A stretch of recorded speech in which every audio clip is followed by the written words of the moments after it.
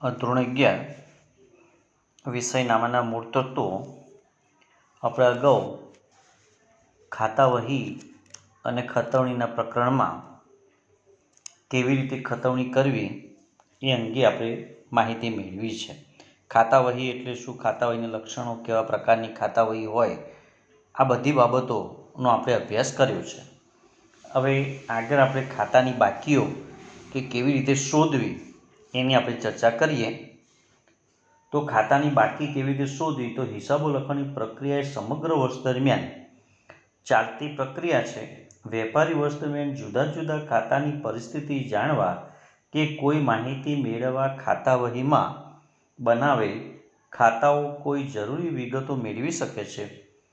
નિયત મુદતના અંતે ખાતાનું તારણ અને પ્રક્રિયાને ખાતાઓની બાકી શોધવાની પ્રક્રિયા કહે છે. એટલે કે વર્ષના અંતે એ ખાતાની શું પરિસ્થિતિ છે અથવા તો ખાતાનું તારણ શું છે એ જાણવાની પ્રક્રિયાને આપણે ખાતાની બાકી શોધવાની પ્રક્રિયા કહીએ છીએ.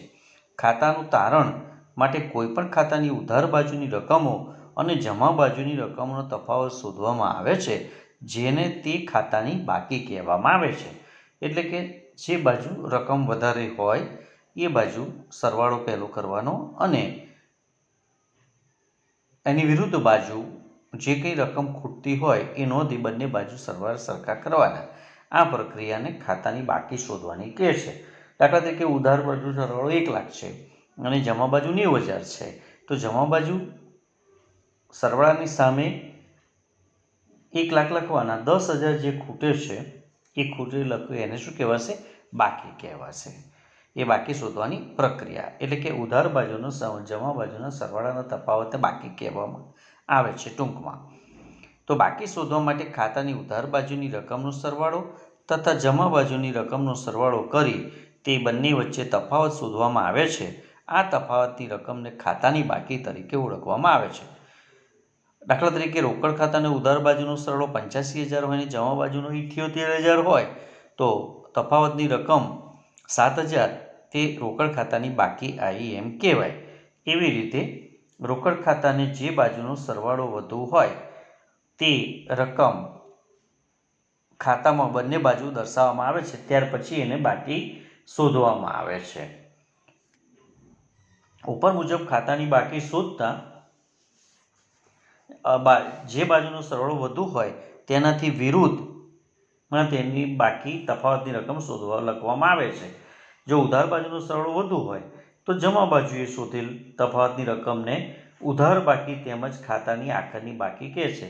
ટૂંકમાં જે બાજુનો સરવાળો વધુ હોય તેનો પહેલો જે રકમ વધુ હોય તેનો પહેલો સરવાળો કરવાનો અને ખૂટતી રકમ જો તમે એની વિરુદ્ધ બાજુ લખો તો છેલ્લે બંને બાજુ સરવાળા સરખા કરવાના રહે.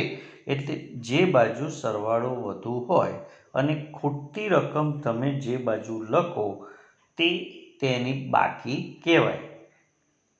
એટલે કે જેનો સરવાળો વધુ હોય તે તેની બાકી કહેવાય. એ આ સમજાવવામાં આવે છે કે વિરુદ્ધ બાજુએ તફાવતની રકમ દર્શાવી તેને બાકી આગળ લઈ ગયા તરીકે જો ઉધાર બાજુનો સરવાળો વધુ હોય તો જમા બાજુએ શોધેલ તફાવતની રકમને ઉધાર બાકી કહેવાય.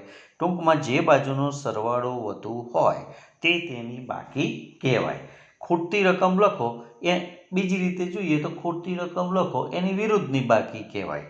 દાખલા તરીકે ખૂટતી રકમ જમા બાજુ હોય તો ઉધાર બાકી કહેવાય, ઉધાર બાજુ ખૂટતી રકમ હોય તો ઉધાર બાકી કહેવાય. સમજો પડી? ખૂટતી રકમ અથવા બીજો નિયમ આપણે જોઈએ, જે બાજુનો સરવાળો વધુ તે તેની બાકી કહેવાય ગયો. એ રીતે બંને રીતે કહી શકાય.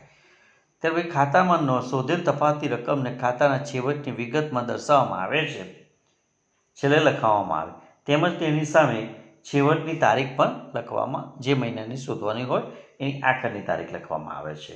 ઉપર મુજબ શોધેલ ખાતાની બાકી નવા હિસાબી સમય માટે શરૂઆતની બાકી ગણાશે. એટલે કે જે તારીખે તમે બાકી શોધો છો એ આખરની બાકી નેક્સ્ટ ડે એટલે કે બીજા દિવસે અથવા બીજા વર્ષે તે શરૂની બાકી ગણવામાં આવે છે. ત્યારે તેને વિરુદ્ધ બાજુએ લખવામાં આવે.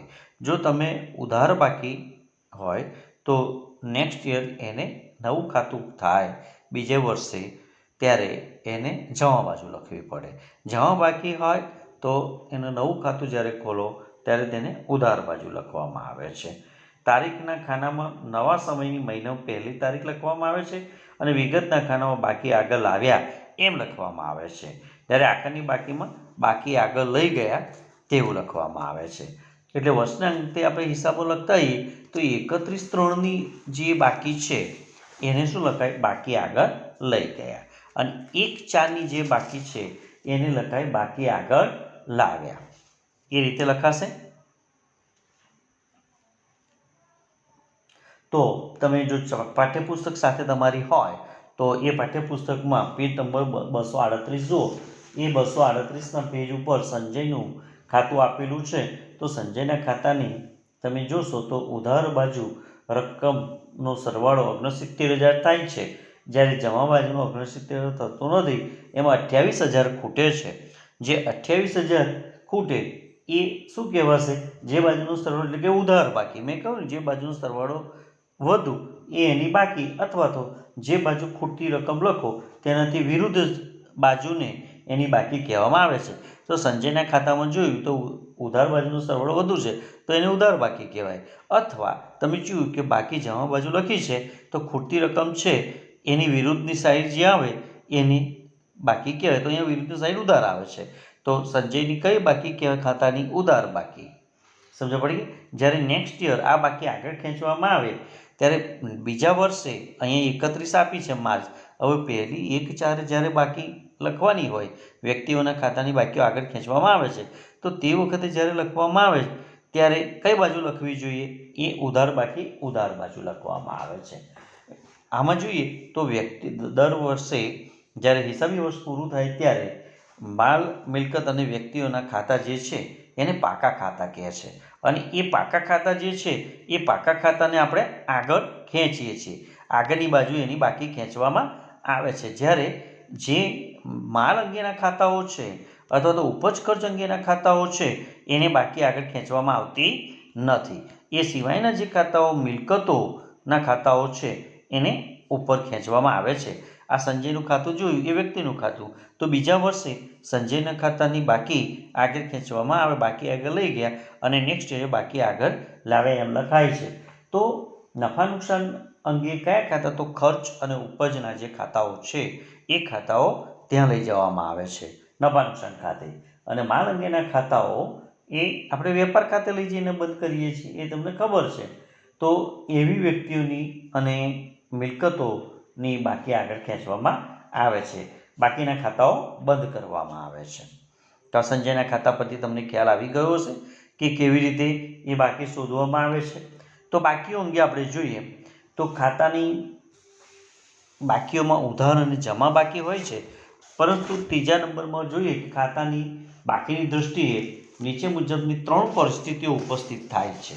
તો પહેલી પરિસ્થિતિ અહીંયા છે કે ઉધાર બાકી. તો કોઈ ખાતાની, હમણાં જ આપણે સમજ્યા, કોઈ ખાતામાં તેની ઉધાર બાજુની રકમનો સરવાળો તેની જમા બાજુની રકમના સરવાળા કરતાં વધુ હોય અને તફાવતની રકમ જમા બાજુ લખવામાં આવે, જે બાજુ તમે તફાવતની લખો એની વિરુદ્ધની બાકી કહેવાય. અને તફાવત તરીકે મળતી બાકીને ઉધાર બાકી. આપણે સંજયનું ખાતું જોયું તો સંજયના ખાતાની ઉધાર બાજુનો સરવાળો વધુ છે, બાકી ખૂટતી જમા બાજુ લખી છે તો એને ઉધાર બાકી કહેવાશે. એ જમા બાકી જે ખાતાની જમા બાજુની રકમનો સરવાળો તેના ઉધાર બાજુની રકમના સરવાળા કરતાં વધુ હોય તો તે વખતે તફાવતની રકમ કઈ બાજુ લખવામાં આવે છે? આપણે ઉધાર બાજુ લખીએ છીએ, તો એને જમા બાકી કહેવામાં આવશે. કોઈ વાર એવું પણ બને કે જ્યારે કોઈ ખાતાની બંને બાજુની રકમનો સરવાળો એક સરખો થાય ત્યારે રકમનો કોઈ તફાવત રહેતો નથી. તો એવી રકમ, એવા ખાતાને સરભર ખાતું, કોઈ બાકી નીકળશે નહીં, તો તેવા ખાતાને સરભર ખાતું કહેવામાં આવે છે.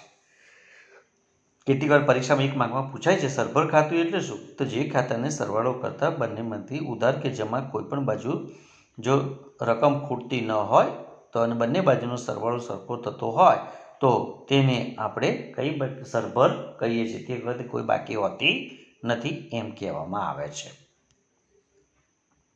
અને સંજયનું ખાતું પણ તમે જોયું, ખાતાની બાકીઓ અંગેની જોઈ, કેવી રીતે પરિસ્થિતિ બાકી શોધવાની છે એ પણ તમને ખ્યાલ આવી ગયો. હવે આપણે થોડા સ્વાધ્યાય બાજુ જોઈએ તો તો સ્વાધ્યાયમાં દાખલા નંબર 13 જે છે એ 13મો દાખલો તમે જુઓ.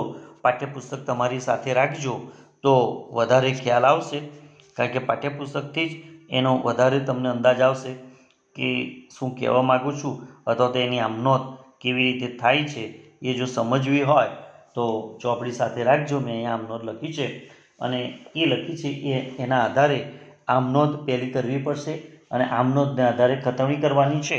તો સૌપ્રથમનો જે વ્યવહાર છે એ વ્યવહારમાં એમ કહ્યું છે કે નીચે આપેલા વ્યવહારો ધર્મેન્દ્રના ચોપડામાં નોંધો અને એ નોંધેલા ચોપડાને આધારે તમારે બાકી શોધવાની છે. પહેલી તો ખતવણી કરવાની છે. ખતવણી કર્યા પછી તમારે બાકી શોધવાની છે. તો કેવી રીતે એની ખતવણી થાય છે એ આપણે જોતા જઈએ. તો અહીંયા જે સ્લાઇડ પર બતાવવામાં આવ્યું છે અત્યારે એ આમનોંધ છે. આનું આમનોંધ બોલું છું એ પ્રમાણે તમે જોતા જજો. એટલે આમનોંધની દ્રષ્ટિએ જોઈએ તો 80,000 રોકડા અને 20,000નું ફર્નિચર ધંધામાં લાવી ધંધો શરૂ કર્યો. તો અહીંયા ધંધો શરૂ કર્યો એમ કહ્યું છે. તો ધંધાનો માલિક ધંધામાં જ્યારે પણ મૂડી લાવે છે ત્યારે આપણે કહીએ છીએ કે કેવી રીતે એની આમનોંધ થાય. તો ફરીથી આપણે જોઈએ છીએ એમાં. તો સૌપ્રથમ રોકડ આવે છે એટલે રોકડ ખાતે ઉધાર ₹80,000 ફર્નિચર સાથે લાવે છે. ફર્નિચર ખાતે ઉધાર તે મૂડી ખાતે થશે એટલે કે મૂડી લાવ્યા. ત્યાર પછીનો બીજો વ્યવહાર છે બેંકમાં 30,000 ભરી ખાતું ખોલાવ્યું. તો 30,000 ભરી જ્યારે ખાતું ખોલાવવામાં આવે છે ત્યારે બેંકમાં રકમ જાય છે એટલે બેંક ખાતે ઉધાર તે રોકડ ખાતે થશે. ત્રીજી નોંધ મહેન્દ્ર પાસે 12,000નો માલ 6% વેપારી વટાવે કરી રહ્યો અને તે પેટે ₹4,000 રોકડા ચૂકવ્યા. તો 4,000 તમે રોકડા ચૂકવી રહ્યા છો અને 6% વેપારી વટાવ છે એટલે 12,000ના 6% તો 720 થશે.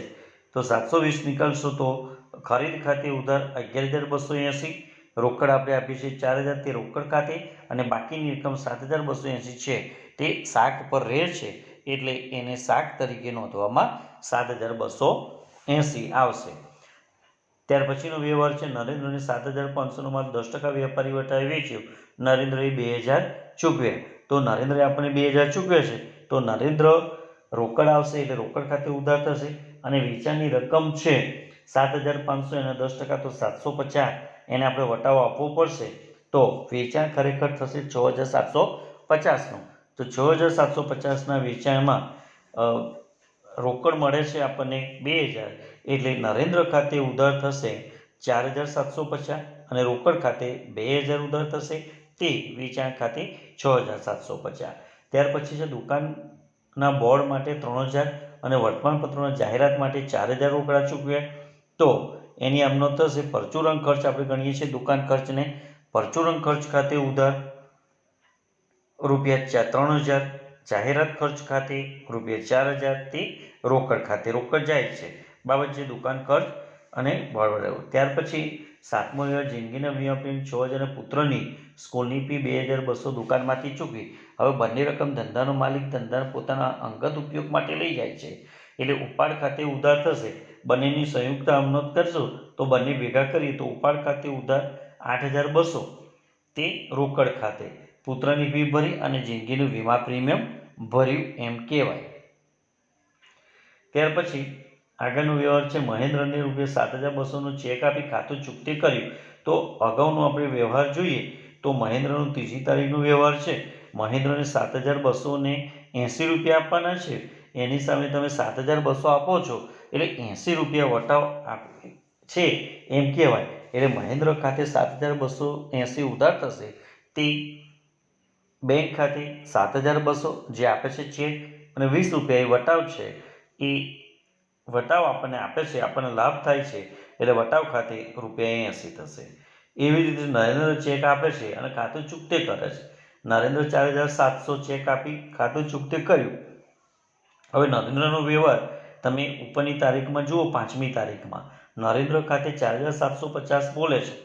તો 4,750ની સામે 4,700 આપે છે. એનો અર્થ એમ થયો કે ₹50 વટાવ આપણે એને આપીએ છીએ. એટલે ચેક મળે છે 4,700 ને બેંક ખાતે ઉધાર થશે, વટાવ આપણો ખર્ચ છે 50 રૂપિયા એ થશે, અને તે નરેન્દ્ર ખાતે જમા 4,760, કારણ કે હવે નરેન્દ્ર એ દેવાદાર રહેતો નથી. સુરેન્દ્ર હાર્ડવેર પાસેથી 5,000નું ફર્નિચર ખરીદ્યું, જેમાં 3,000નો ચેક અને 2,000 રોકડા આપ્યા, પાછા 5,000 આપણે ચૂકવી રહ્યા છે, તો ફર્નિચર ખાતે ઉધાર, તે બેંક ખાતે, તે રોકડ ખાતે થશે. આ રીતે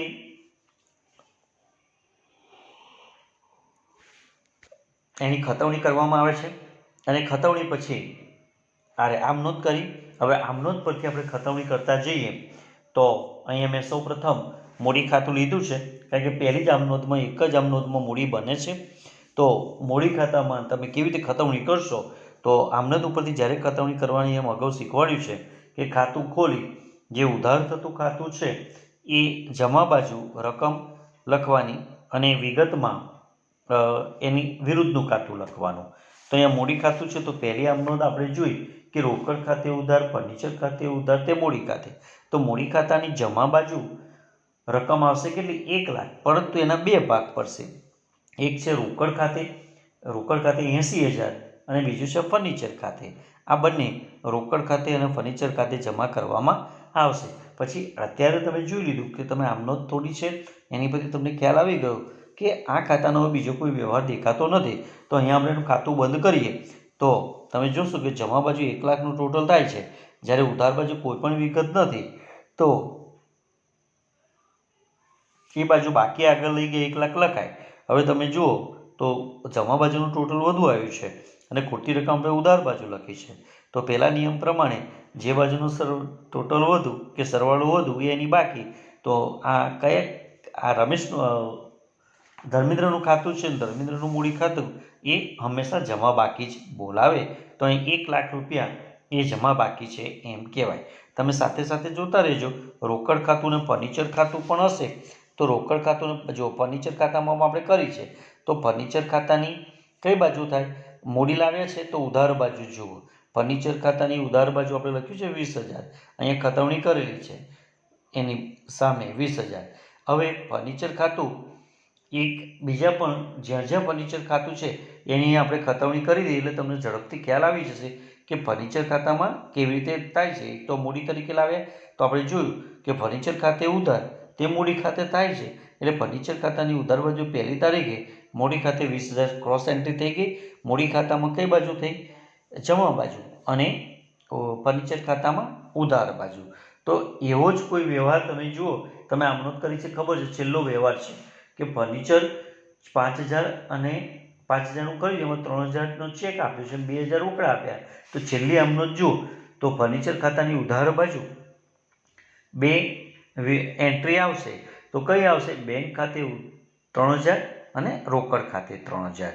તો આ બંને એન્ટ્રી મૂડી ખાતામાં મૂકી, ફર્નિચર ખાતામાં મૂકી તો ફર્નિચર શરૂનું 20,000, ફરી 5,000, તો ઉધાર બાજુનું ટોટલ 25,000 થશે.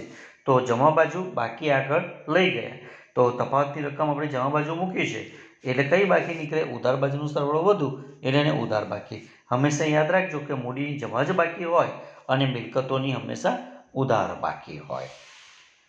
ત્યાર પછીનું ખાતું આપણે જોઈએ તો જાહેરાત ખર્ચ ખાતું છે, પછી આપેલ વટાવ પણ ખાતું છે. અગાઉ આપણે જોયું એમ મૂડી ખાતું પણ તમે જોયું અને ફર્નિચર ખાતું જોયું.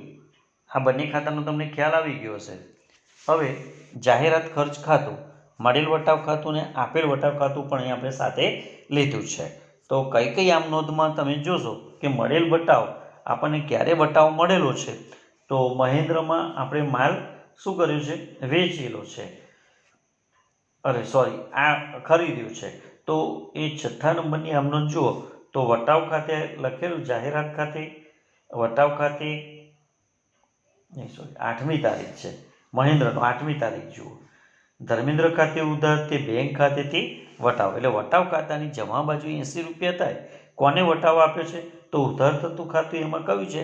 મહેન્દ્ર. તો મહેન્દ્ર ખાતે થશે. હવે તમે જોશો કે બીજો કોઈ એવો વ્યવહાર છે નહીં કે જેમાં વટાવ જમા થતો હોય. બરાબર, જમા થતો આપણને મળે છે એવો કોઈ બીજો વ્યવહાર છે નહીં. એટલે અહીંયા ખાતું આપણે એનું ક્લોઝ કરીએ તો 80 ઉધાર બાજુ ઉપર આખા તારીખ લખી અને બંને બાજુનો સરવાળો 80 થયો, બાકી આગળ લઈ ગયા. અહીંયા પણ તમે જોશો કે કઈ બાકી આવે છે, તો જમા બાજુ જ વિગત છે, ઉધાર બાજુ છે નહીં રકમ કશું, એટલે એને જમા બાકી. એટલે મળેલ આવકો હંમેશા જ્યારે આપણને આવી આવકો મળે તો એની ઉધાર બાકી જમા બાકી જ હોય એમ કહેવાય. ત્યાર પછીનું ખાતું છે આપેલ વટાવ. એ આપેલ વટાવ આપણા માટે ખર્ચ છે. તો નરેન્દ્રનો વ્યવહાર હતો એમાં આપણે આપેલો વટાવ છે, તો નરેન્દ્રના વ્યવહારમાં જુઓ, નરેન્દ્ર જ્યારે ખાતું ચૂકતે કર્યું ત્યારે 10મી તારીખનું જુઓ, બેંક ખાતે ઉધાર 4700, વટાવ ખાતે ઉધાર 50. તો વટાવ ખાતાની ઉધાર બાજુ શું લખાશે? 50. પણ વિગતમાં શું લખાશે? જમા થતું ખાતું નરેન્દ્ર, એટલે નરેન્દ્ર ખાતે 50 લખ્યા. હવે કોઈ આપણા વ્યવહાર જોતા આપણને ખબર છે કે કોઈ જગ્યાએ હવે કોઈ એન્ટ્રી આવતી નથી, તો અહીંયા ખાતું બંધ કર્યું તો ઉધાર બાજુનું ટોટલ વધુ છે અને જમા બાજુ બાકી 50 લખીએ છીએ, બાકી આગળ લઈ ગયા. નેક્સ્ટ મહિને બાકી આગળ ખેંચી છે 50 રૂપિયા. હવે તમે જોયું છે કે કોઈ પણ ખર્ચની હંમેશા કઈ બાકી હોય? ઉધાર બાકી. આની સાથે સાથે સમજતા રહેજો, કોઈ પણ આવકની જમા બાકી, કોઈ પણ ખર્ચની ઉધાર બાકી. અહીંયા ઉધાર બાજુનો સરવાળો વધુ છે. ત્યાર પછી છે જાહેરાત. હમણાં જ આપણે જોયું જાહેરાત કરવું. તો જાહેરાત ખર્ચ ખાતું છે, એમાં ઉધાર 4000 કરેલા છે આમ નોંધમાં જુઓ, પરંતુ તે રોકડ ચૂકવી છે એટલે જાહેરાત કરતી ઉધાર બાજુ આવશે રોકડ ખાતે 4000, અને સામેની બાજુ કશું છે નહીં, બરાબર, એટલે બાકી આગળ લઈ ગયા. અહીંયા ખાતું એનું પણ ક્લોઝ કરીએ છીએ, કોઈ બીજો વ્યવહાર છે નહીં, તો આને કઈ બાકી કહેવાશે? તમે જોશો કે ઉધાર બાજુનું સરવાળો છે, પેલી બાજુ તો બાકી ખેંચી છે, એટલે જાહેરાત ખર્ચ એ આપણો ખર્ચ હોવાથી કોઈ પણ ખર્ચની કઈ બાકી આવે? ઉધાર બાકી. ત્યાર પછી પરચુરણ ખર્ચ જોયું તમે. ત્યાર પછી ઉપાડ ખાતું. તો ધંધાનો માલિકી પેલા એક આમ નોંધ હતી કે જેમાં જિંદગીનું વીમા પ્રીમિયમ 7મી આમ નોંધ અને પુત્રની ફી આ બંને ભર્યું છે, તો તે વખતે આપણે આમ નોંધ કરી 7મીમાં. ઉપાડ ખાતે ઉધારથી રોકડ ખાતે, તો ઉપાડ ખાતાની ઉધાર બાજુ શું આવશે? રોકડ ખાતે સંયુક્ત 8200, અને એની બાકી પણ કઈ આવી કહેવાય? ઉધાર બાજુનો સર, તો એ પણ ઉધાર બાકી કહેવાશે. ત્યાર પછી પરચુરણ ખર્ચ 3000 છે, પેલું બોર્ડ બનાવડાયું દુકાન બોર્ડ માટે, તો એ ખર્ચ છે એટલે ઉધાર બાજુ આપણે લખીશું પરચુરણ ખર્ચની ઉધાર બાજુ 3000. જમા બાજુ કોઈ વિગત છે નહીં એટલે બાકી આગળ લઈ ગયા લખીને 3000 બાકી નીકળશે. તો અહીંયા ઉધાર બાજુનું ટોટલ વધારે છે એટલે પરચુરણ ખર્ચ આપણા માટે ખર્ચ, મેં કહ્યું કે ખર્ચની હંમેશા ઉધાર બાકી હોય, તો અહીંયા એની પણ પરચુરણ ખર્ચની પણ ઉધાર બાકી રહેશે. તમે ફર્નિચર પણ જોયું, આપેલ વટાવ પણ જોયું, બરાબર. આ બધા ખાતાઓના આધારે ત્યાર પછી ખરીદ ખાતું. તો જ્યારે આપણે માલ ખરીદીએ છીએ ત્યારે ખરીદ ખાતાની જરૂર પડે છે. તો જ્યારે આપણે સૌ પ્રથમ વખતે માલ ખરીદ્યો છે એ 3જી તારીખનો વ્યવહાર જુઓ, મહેન્દ્ર પાસેથી 12000નો માલ 6% વેપારી વટાવે અને તેના પેટે 4000 ચૂકવ્યા, ત્યારે આપણે 3જી તારીખની નોંધ કરી હતી. ખરીદ ખાતે ઉધાર રૂપિયા 11280, પણ 2 તબક્કામાં જમા થાય છે. રોકડ છે 4000 અને મહેન્દ્રના છે 7280 બાકી રાખીએ છીએ. એટલે ખરીદ ખાતાની ઉધાર બાજુ જે જમા થતી બે વસ્તુ છે, એક 4000 અને 7280. તો અહીંયા ખાતું ક્લોઝ, હવે કોઈ વ્યવહાર થવાનો નથી. ખરીદ ખાતું એક જ વખત છે આમાં, તો જો વધારે હોય તો કરવી પડે. તો અહીંયા ઉધાર બાજુ 11280 સરવાળો થાય છે, 11280 જમા બાજુ લખીએ તો આ ખાતાની ઉધાર બાકી આવી. તો યાદ રાખવાનું, ખરીદીની હંમેશા ઉધાર બાકી. ખરીદીની ઉધાર હોય, વેચાણની જમા હોય, એ ધ્યાનમાં રાખજો. ત્યાર પછી મહેન્દ્રનું ખાતું. તો મહેન્દ્રનું ખાતું જોઈએ તો મહેન્દ્ર કોણ છે? એને આપણે માલ શું કર્યું છે? મહેન્દ્ર પાસેથી, મહેન્દ્રનો 3જી તારીખનો વ્યવહાર જુઓ, મહેન્દ્ર પાસેથી માલ ખરીદ્યો છે. તો 3જી તારીખના વ્યવહારમાં ખરીદ ખાતે ઉધાર, તે રોકડ ખાતે તે મહેન્દ્ર, એટલે મહેન્દ્ર ખાતાની જમા બાજુ તમે જોશો તો ખરીદ ખાતે 7280 લખેલા છે, પરંતુ 8મી તારીખે ફરી પાછો એનો હિસાબ ચૂકતે કરીએ છીએ એટલે મહેન્દ્ર ખાતે છે ઉધાર. મહેન્દ્ર ખાતાની ઉધાર બાજુ બે ભાગ પડશે, બેંક ખાતે 7200 અને વટાવ ખાતે. હવે જો તો બંને બાજુ 7280 સરવાળો થાય છે, એટલે 7280 બંને બાજુ થતું હોય તો મહેન્દ્રના ખાતાની અહીંયા કોઈ બાકી નીકળતી નથી. એટલે બાકી ન નીકળતી હોય તો તેને કયું ખાતું કે હમણાં જ આપણે સમજ્યા કે એ સરભર ખાતું કહેવામાં આવે છે, જેની કોઈ જ બાકી નીકળતી નથી. એવી રીતે નરેન્દ્રનું ખાતું, તો નરેન્દ્રને આપણે વેચાણ કરેલું છે એ 5મી તારીખના વ્યવહારમાં જુઓ, નરેન્દ્ર ખાતે ઉધાર ₹4,750 કરેલા છે, તો એને આપણે અગાઉ ચૂકવ્યા છે 10મી તારીખે. 10મી તારીખે જ્યારે ચૂક્યા ત્યારે શું આમનોંધ છે? 10મી આમનોંધ બેંક ખાતે ઉધાર, વટાવ ખાતે ઉધાર, તે નરેન્દ્ર. એટલે નરેન્દ્રના ખાતાની જમા બાજુ બેંક ખાતે ઉધાર 4,700 અને વટાવ ખાતે 50 રૂપિયા આમ આવશે. અહીંયા પણ તમે જોશો કે બંને બાજુનો સરવાળો સરખો થાય છે, એટલે આ ખાતાને પણ સરભર ખાતું કહેવામાં આવે છે, એની કોઈ બાકી નીકળતી નથી.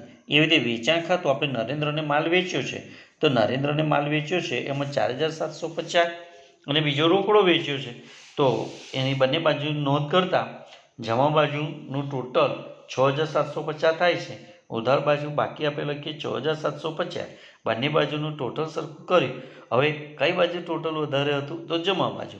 તો કઈ બાકી આવી કહેવાય? જમા. તો વેચાણની હંમેશા જમા. હમણાં જ આપણે કહ્યું કેટલીક વાક્ય ગોખી નાખજો. વેચાણ જમા, ખરીદી ઉધાર, ખરીદી ઉધાર તો ખરીદ પરત જમા, વેચાણ જમા તો વેચાણ પરત ઉધાર, મૂડીની જમા તો ઉપાડની ઉધાર. આ કેટલીક બાબતો તમારા મગજમાં શું કરવું પડશે? ફિટ કરી રાખવી પડશે, તો જ તમને વધારે ખ્યાલ આવશે.